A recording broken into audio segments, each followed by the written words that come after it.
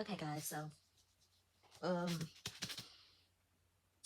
God wants me to read from Ezekiel 48, 1 through 8, and it says, "Now these are the names of the tribes from the northern border along the road to Hethlon at the entrance of Hamath to Hazar Enim, the border of Damascus, northward in the direction of Hamath. There shall be one section for Dan from its east to its west side, by the border of Dan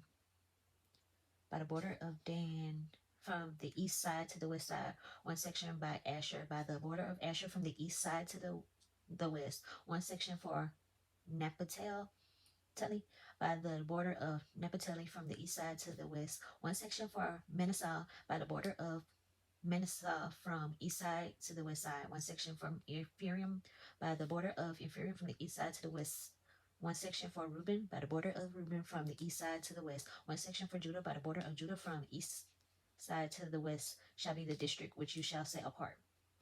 25,000 cubits in width and length, the same as one of the other portions from the east side to the west, and with the sanctuary in the center. And you can just read on to whatever you feel like in your heart to read. But basically, what's that saying is just a division of land. God will be dividing up land and let Him speak to you the way He wants you to speak to Him. He really don't want me to explain it. And then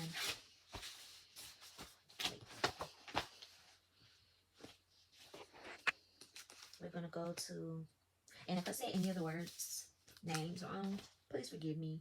Um, very complicated words, names and stuff.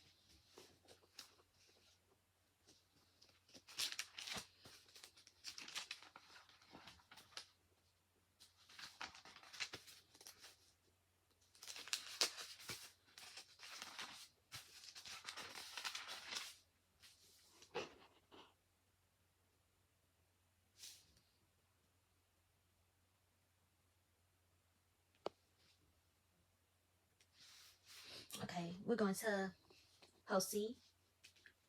I'm not sure if I said that right. Hosea 4:3, and it says, "Therefore the land will mourn, and everyone who dwells there will waste away, with the beasts of the field and the birds of the air, even the fish of the sea will be taken away."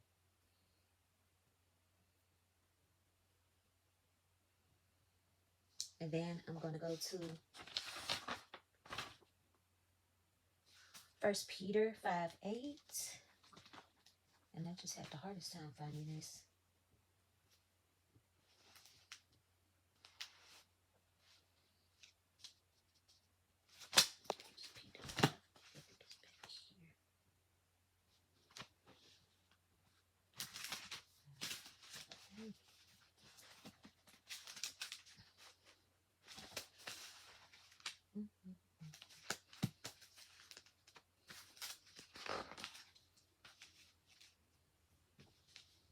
Okay, 1 Peter 5:8, it says, "Be sober, be vigilant, because your adversary, the devil, walks about like a roaring lion, seeking whom he may devour. Resist him, steadfast in faith, knowing the same sufferings are experienced by your brotherhood in the world." I forgot to mention that in the dream, when the owl came out to attack me, I walked on the porch and I said, "You saw how it tried to get me." I said something to that effect. I don't know what I really said, but he said something. I said something to the effect like, "You saw he tried to attack me," and not only do we talk to God about the devil trying to attack us, we also You know, we're not alone. We have brotherhood. So it says that it says here, resist him, steadfast in faith, knowing that the same sufferings are experienced by the brotherhood of your world. Just know you're not alone. You know, everybody may not be going through the same thing, but we're all going through trials and tribulations and things. So we're not alone. And also it says, be sober, be vigilant. If I was not like, I was facing the woods in the dream, and it's literally like a little divider area. It's a straight line of division, and that's the division between the woods. You know, the wilderness. God, you know, in the Bible talks a lot about the wilderness and how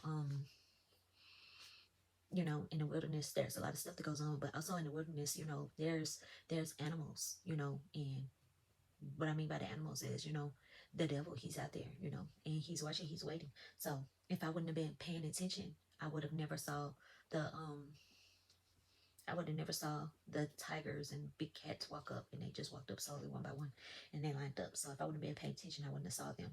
And you know, sometimes even when you're watching, you can still be attacked. I was attacked from the air, but I didn't get scratched or anything, but I was able to, you know, obviously feel the presence and run onto the porch and be safe. And that's another thing it says: be safe, be vigilant.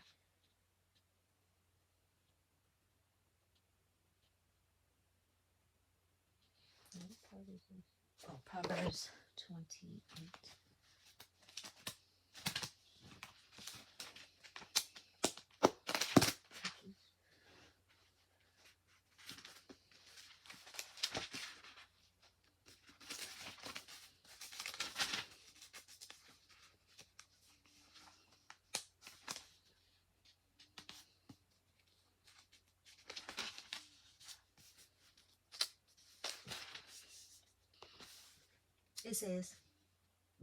It says, the wicked flee when no one pursues. Okay, Proverbs 28, it says, the wicked flee when no one pursues, but the righteous are bold as lion.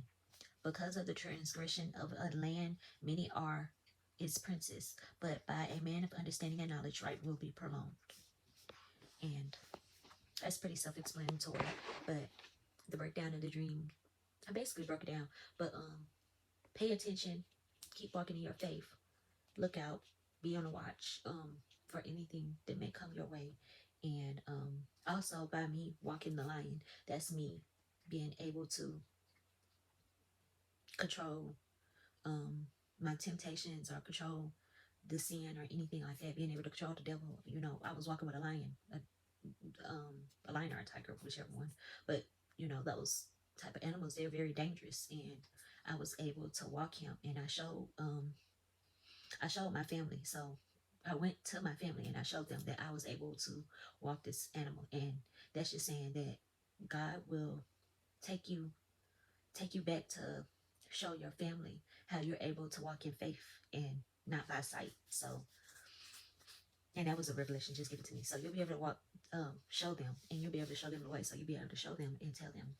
And that's it. I pray that you receive this word, and I'll be back on with another word because I have a lot of other stuff to release.